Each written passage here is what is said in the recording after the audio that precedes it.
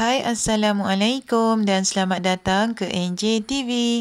Hari ni saya nak kongsikan resepi sate balut yang semestinya mudah dan sedap. Nampak sedap kan? Jom kita tengok bahan-bahan dan cara membuatnya. Jom kita masak.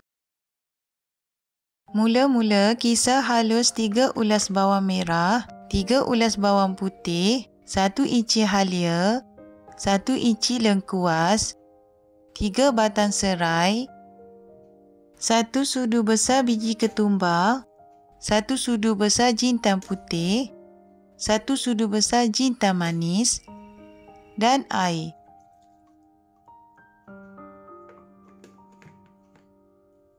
Seterusnya, sediakan 500 gram isi ayam dan potong kecil-kecil. Satukan isi ayam dengan semua bahan-bahan kisar tadi.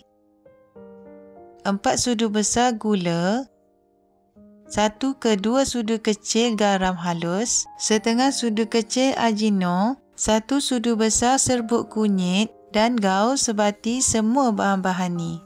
Perapkan adunan ni selama lebih kurang 1 jam. Seterusnya, dalam kuali panaskan sedikit minyak masak dan masukkan semua perapan isi ayam tadi.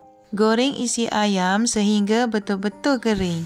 Sebelum tutupkan api, pastikan cukup rasanya. Rasa dia perlu ada manis-manis seperti sate yang biasa kita makan. Angkat dan biarkan sejuk sebelum dibalut.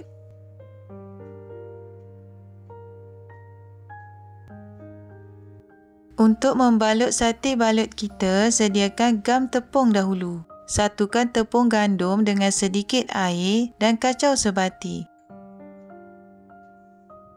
Balut sate balut dengan kulit popiang seperti dalam video. Dan ulang proses yang sama sehingga habis.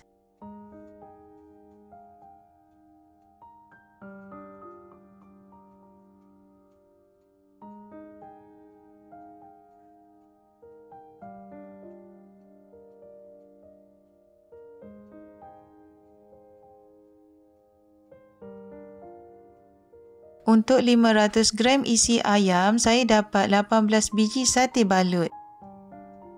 Untuk menggoreng sate balut, panaskan minyak masak dan masukkan sate balut.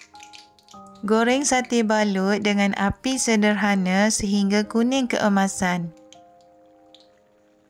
Angkat dan toskan minyaknya.